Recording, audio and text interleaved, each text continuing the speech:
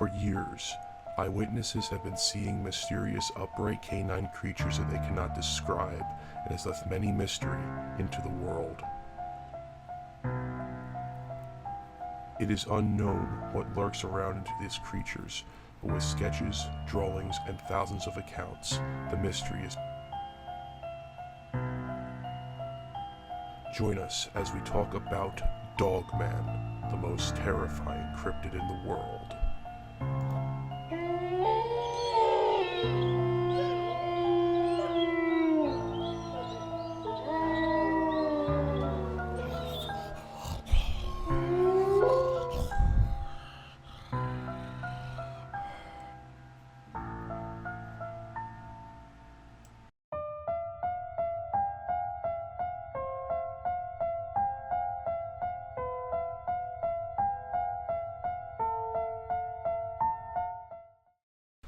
Good evening, ladies and gentlemen, and welcome to another episode of the 10 Tales of Dogman.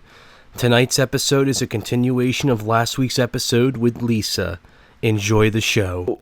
Basically, now we're going to transition to some of the old stories now. So, Lisa, now that we're going back into it, we want to talk a little bit about the older encounters, the beginning encounters, where it all began for you. Can you give us a little bit of insight on where it all started out with you in the field, or basically the origin of where it's all began for you?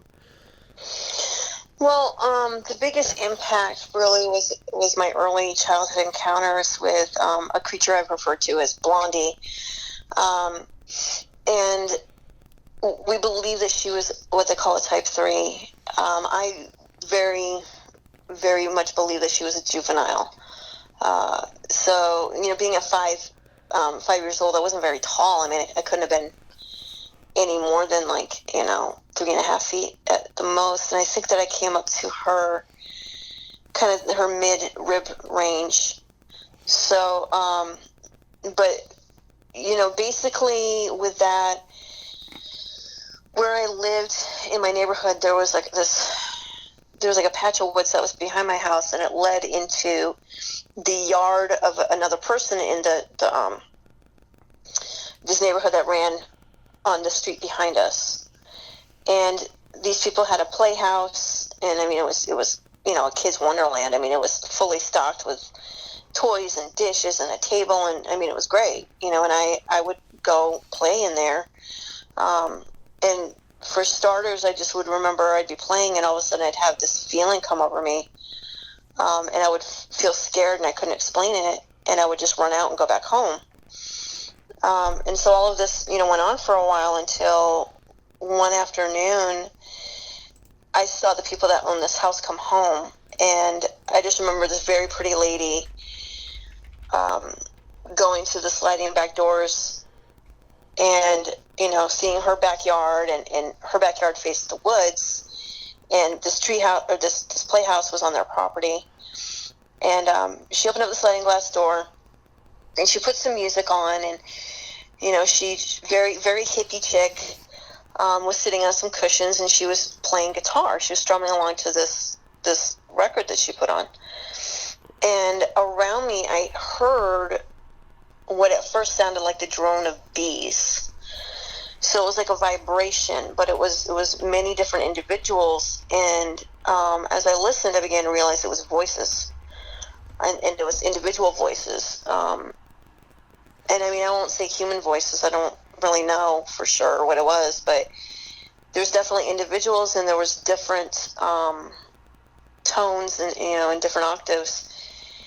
And I was just kind of sitting there listening, and then I looked to my right at the V of a birch tree, and I saw this large black eye watching me, and I ran out of there. And and the problem in even relaying these encounters is I don't think I'm remembering it all. I think there are probably bits and pieces of things that I don't remember, so it's kind of choppy. But the next thing that I remember is that I was in my backyard, and I was going to go to the playhouse, and something cut me off, like in my path.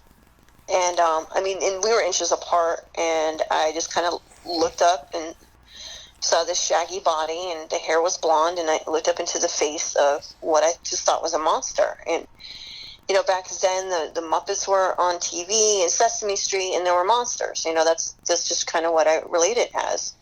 It's okay, I'm looking at a monster. And I just remember kind of chocolate brown eyes, a black nose that was very dog-like, but not a snout, just kind of pushed in and just sort of short, and ears that were more like a lynx, and just the face and everything covered in fur, not hair, but blonde fur. And she was just kind of looking down at me, and I was kind of looking up at her, and then she turned her head to something that was behind her, and I looked past her and saw a second creature in my parents' garden, and it was auburn in color, but it was really tall, and his head was kind of up in this maple tree, so I couldn't get a look at the face at all. So there was no detail with that, other than I do remember dark eyes blinking. And then it just turned around and it proceeded to start pulling the plants out of my parents' garden. And I remember yelling at that creature saying, "I'm going to tell my dad on you." And I ran into the house and I shut the door, but when I looked out, Blondie was kind of on the right side of the stoop looking in the house. And that was when fear kicked in. I wasn't afraid until that point. Once I was in my house, I was afraid, and I was scared that she'd come in and hurt us. And so I remember locking the door and going into the living room and telling my parents there were monsters in the garden. And my dad did not have a filter, and cussed, and it was like BS, and my mom walked into the kitchen and she looked out, and I was really afraid that she was going to see it. She looked out and she was like, "Nope, there's no monsters, there's nothing there." And I went over and looked out with her, and sure enough, nothing was there. And so we just kind of went about our business. And then we had a visit one day. Some friend of my dad's, and he brought his little girl. And I probably should back up just a little bit. When we were in that house, there were times, very similar to here, there were times when I'd wake up in the middle of the night. And I'd wake up in the middle of the night, and I'd look at the window, and I would see eyes. I'd see red eyes at the window looking in. And I would remember trying to close my eyes and open them again, and they would be there. And sometimes it would just be one pair. Sometimes it would be several pairs, but they would all be at the window looking in at me. And so I actually took to sleeping between the wall and the bed so that the eyes couldn't see me, because I knew I wouldn't be able to sleep if they were watching me. And my parents, it freaked my parents out a couple of times. They'd come upstairs looking for me, and they couldn't find me in bed. And finally my dad asked me one day why I was doing that, and I told him it was so that the eyes couldn't see me. And I remember it really, really freaked him out. And there was one night that I saw these eyes with my sister in her room. We were up late playing, and we saw the eyes, and they were in that maple tree that I talked about, where the large red individual was. It was the same tree. It faced her room, faced the backyard. So one night something was in the tree, same red eyes, and there was a lot of racket. And I think she decided that it was an owl.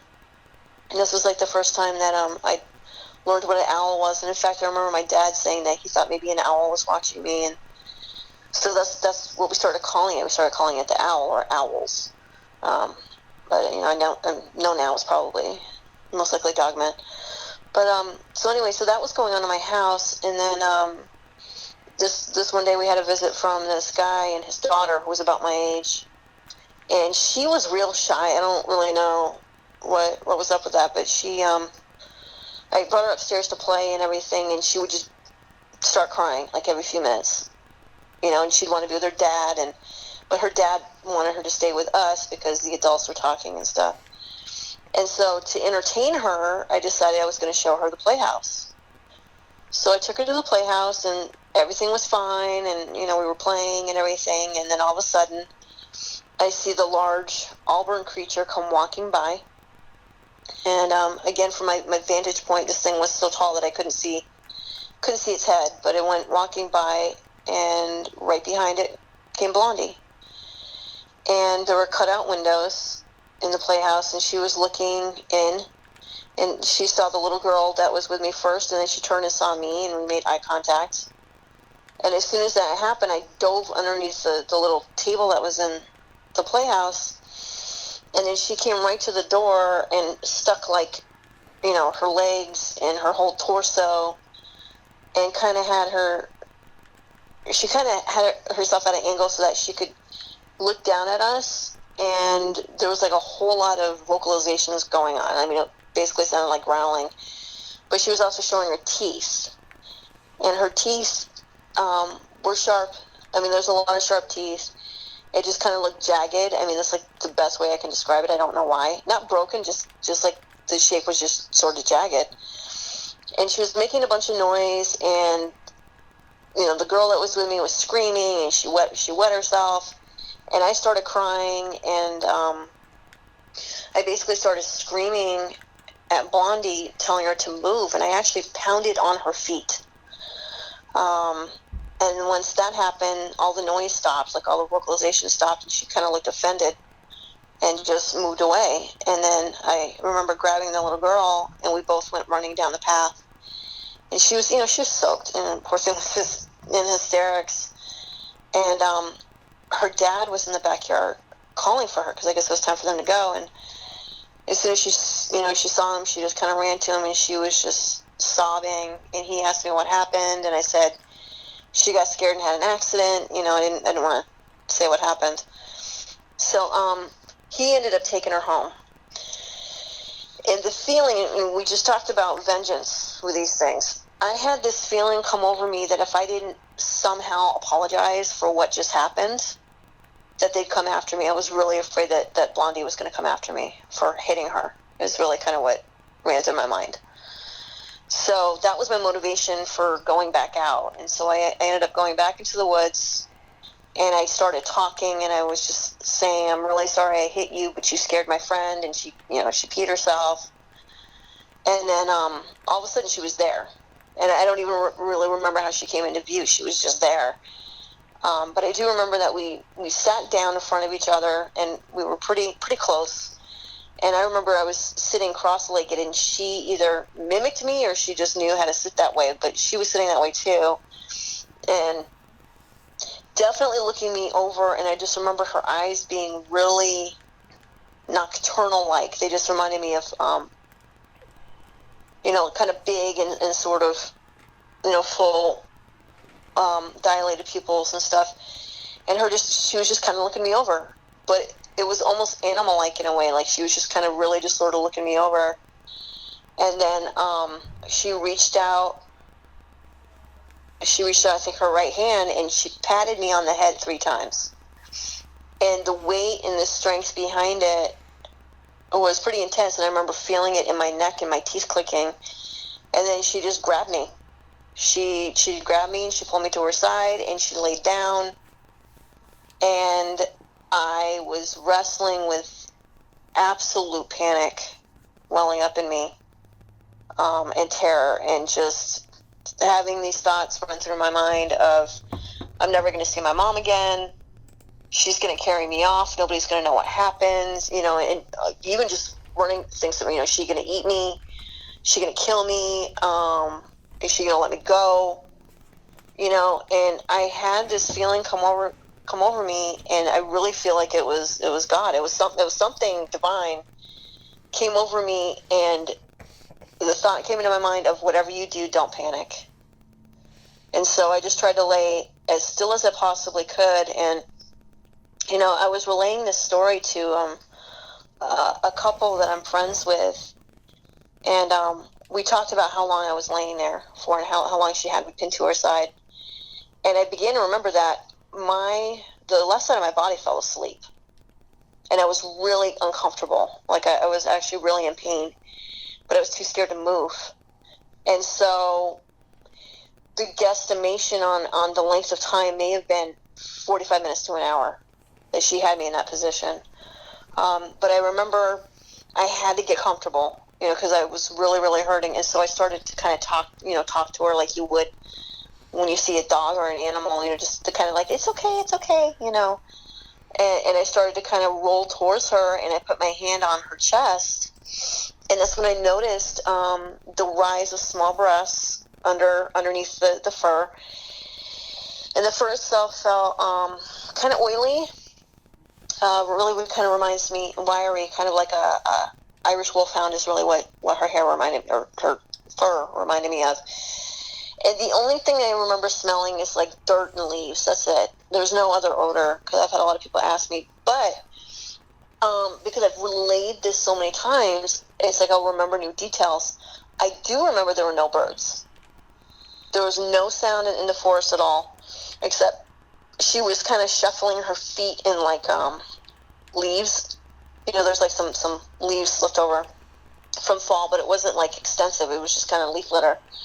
And she kind of was shuffling her feet, and that was the only sound, but absolutely no birds around us, which is kind of interesting, considering what I just encountered a few weeks ago. So no birds, and then all of a sudden she dropped me, and she turned on all fours, and her eyes went black, and there was just this low growl that just didn't really emanate from the throat, but more the chest.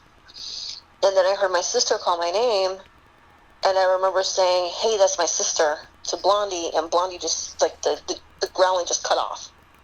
Like, the growling just stopped, and she kind of side glanced at me, and then she started to move away on all fours. So she kind of moved away on all fours, and I heard my sister, like, in a panic, calling me. And so I ran through the woods. I found my sister, and I remember, pulling her, and I'm like, "Come on, you gotta come see my friend."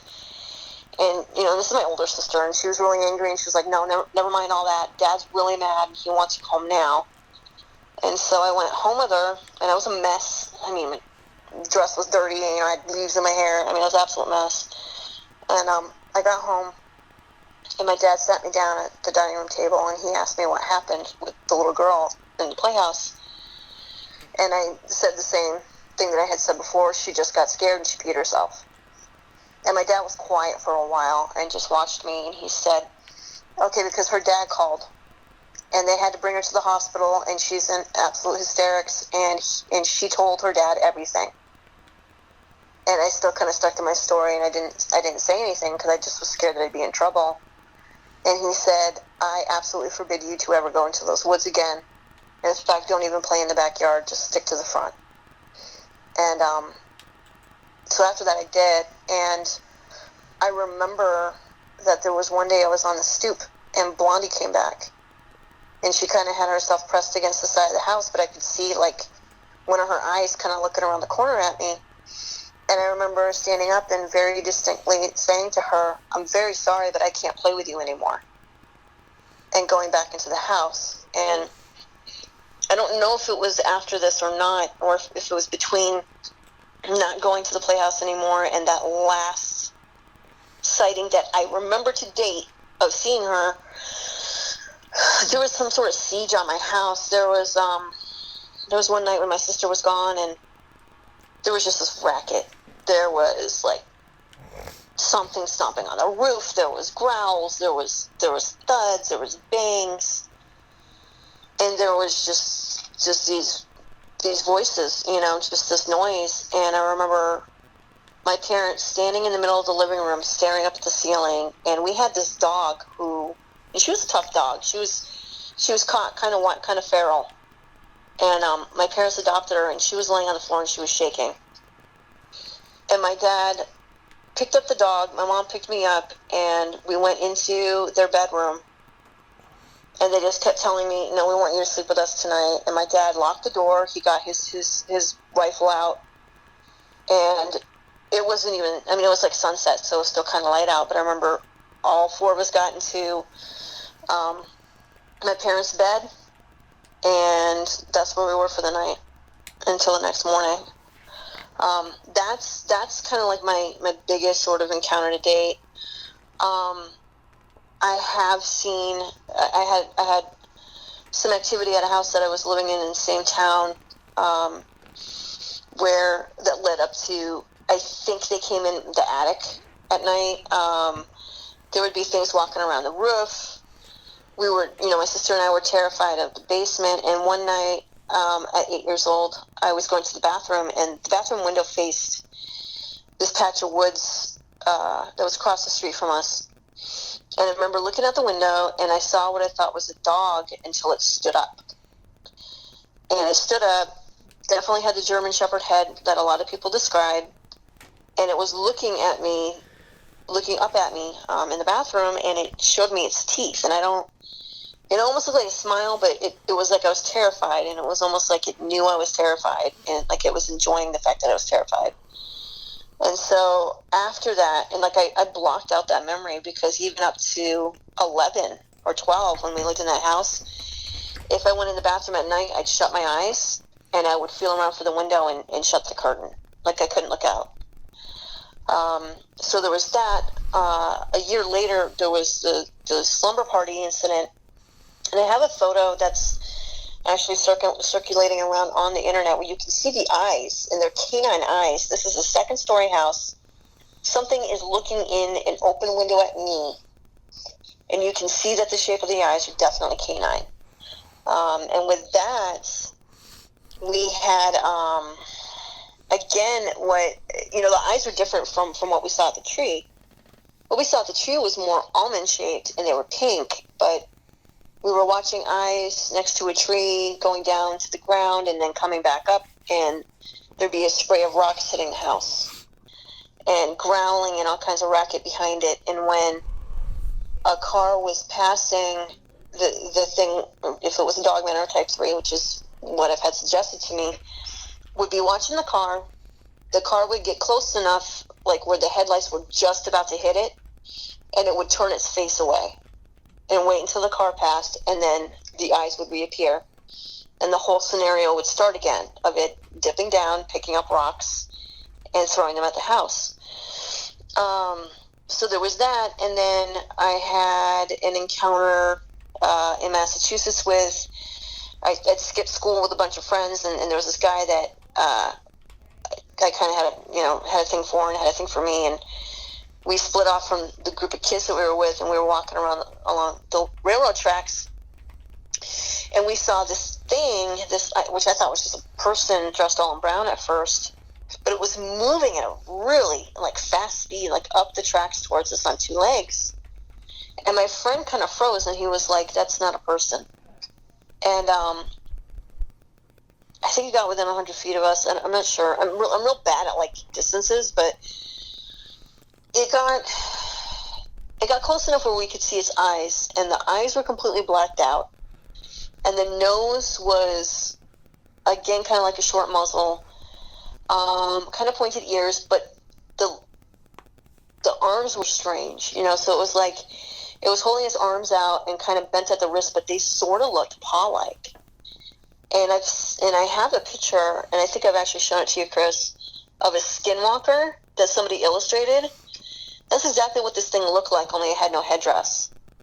So I don't know what that was, but it was looking back and forth at my friend and I, and we very quickly made it up on the train platform and got out of there. So that was a very strange one. And then by the end of the week, I had a visitation at my grandmother's house of something that had was all dark, and I was getting ready to go to bed at night, and I looked out the window, and this was on the first floor, and I just happened to look on the ground, and I see a pair of yellow eyes looking up at me, and then it stood up, and there was nothing but a pane of glass between me and it, and it was just very humanoid in shape, but the eyes were very cat-like, which is what's weird. So yellow eyes, but that the sort of oval pupil slit. And so I jumped in bed and kind of rolled over and pulled the shade down on the other side, and then heard growling, and something hit the house, and I kind of laid there for a while. I was about 16 when this happened. And I laid there for a while, and I kept trying to convince myself that I just imagined it. And then my dad came home about an hour later, and when his headlights hit the house, I heard the growling again and something move off into the woods. So whatever it was just hung around outside. And then it kind of led me into, I don't really have any other memories of them for sure, of what I think was Dogman, other than when I came here in Tennessee and finding enormous prints and hearing howls and seeing a very big individual at my my ex-in-law's property. And my children also seeing this individual, which we've kind of referred to as a lichen, because it's, I want to guess, about 11 feet, muscle-bound, and, you know, like grizzly bear-colored, but with a wolf's head on its body. And so my kids have seen it. One of my nieces has seen it. I've seen it. And then hearing just strange barking noises coming from the woods, too, which has also been really interesting. But they also have Sasquatch on their property. And, in fact, my daughter had a sighting a couple of months ago. She went outside by herself, and she said that it was definitely a Sasquatch, and it kind of came from behind the trees about 30 yards from where she was, and looked at her, and then went right back in. And she said that she didn't even want to talk about it. Like I told you, there is that scenario where it's happening frequently enough where we just don't even want to talk about it, you know? It's like, this again, okay, that's disturbing. We don't want to talk about it, so we're not going to. So she didn't even tell me until the man from Texas got here. And the man from Texas hung out with my kids and, you know, got to know him, and she told him the story. And so also my son had his own encounter at his high school. And actually, when we lived in California, my kids say that they had a few sightings of something in Monterey at Fort Ord, which is basically inactive.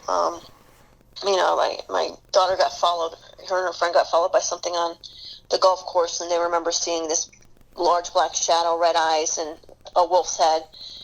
And my son said he saw something similar in our neighborhood in the bushes. So that's kind of where we're bringing you up to speed on the old stuff as far as Dogman is kind of where we're at. Too, me moving in here and something coming to visit me, but I have not gotten like a visual.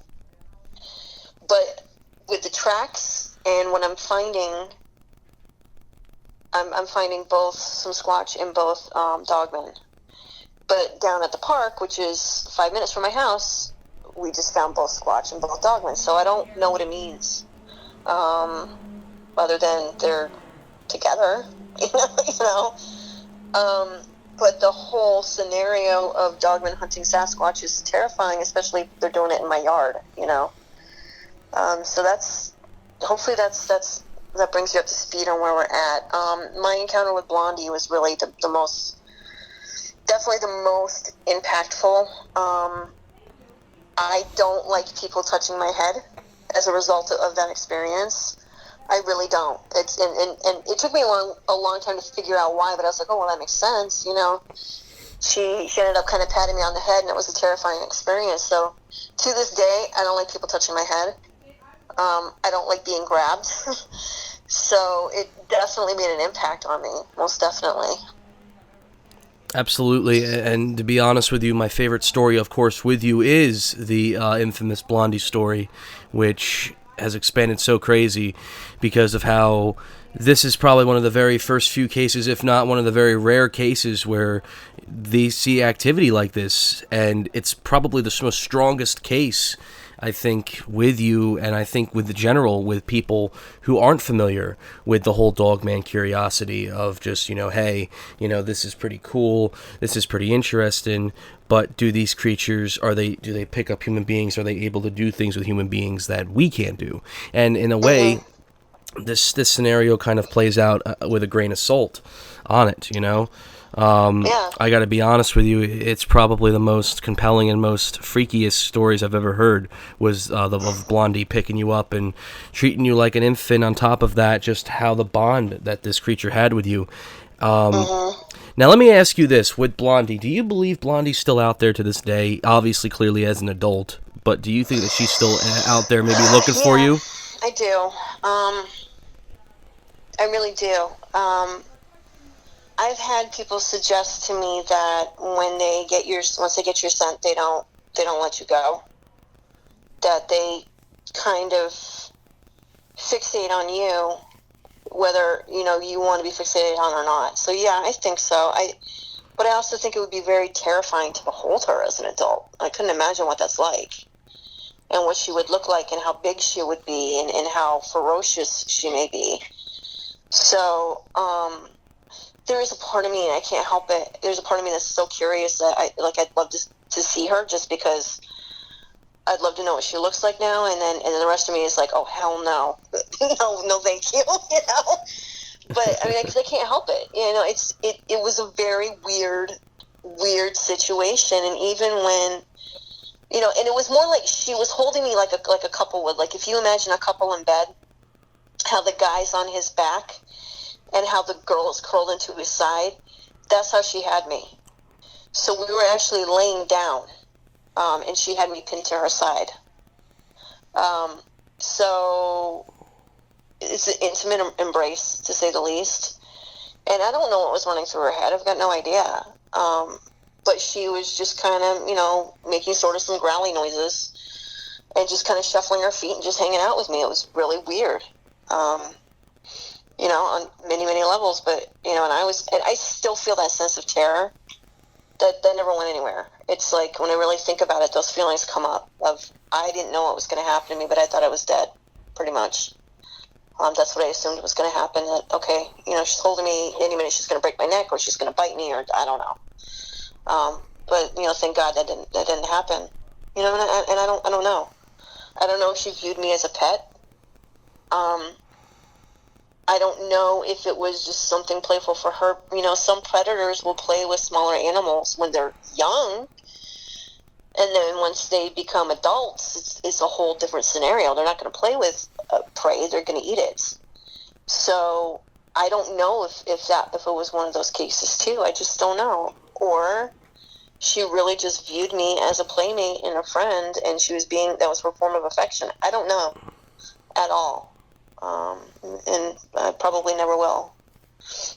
Genuinely scary, but also keeps your mind open too at night, I believe. And the other thing is that going on to the other situation with Dogman and your encounters, has there been any presence to you where you feel that, for example, you have done an extensive amount of research, but when you go out into the bush, what is the big thing that you do is basically, do you bring yourself, do you protect yourself? Do you have a weapon on you? Do you do a prayer? Do you do anything like that would keep you protected in case of the possibility of these creatures attacking? Well, I've decided that I trust my instincts. Okay, so I just don't. I try not to do anything too stupid. And I really the big push for stuff I'm not doing alone. I was never that extensively into the park until the man from Texas was with me. So that was great, because it really just confirmed what my hunch was.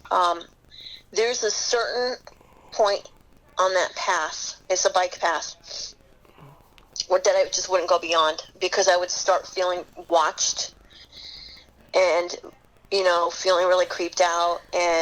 But that's the feeling that I associate with them. And so for me, it was like, okay, I'm not gonna push that boundary. I'm gonna leave.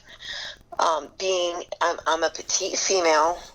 I do have weapons and stuff, but I don't have a concealed carry. So, that's part of it. And right now, with my living situation, I can't have a dog, so I don't push the boundary. I study what I can if I'm alone, and then I go home. But knowing what I know is in the park now, I'm not comfortable going down there by myself. So I just kind of leave it at that. I have I have a few researchers that want to come this summer and go out with me, and I feel much better being with another person at least, or a few other people. I just think it's kind of foolish to go out on your own. That's just me. I think you should always have somebody with you. I mean, because you don't know what's going to happen in anything. If you fall and you break something, or you run into I don't know, a bunch of, crazy drug addicts or, psychos or whatever. I don't know. Anything could happen. So you should have somebody with you anyway. So as far as like going out, I choose not to go out alone. I always want somebody with me. I agree. I mean, I would think it's silly if you go out alone, to be quite honest with you. Now, hold on. So getting into the concept of where we believe these creatures, where they are in our ancestry, where they law down to on certain people, I want to talk about the bloodlines briefly.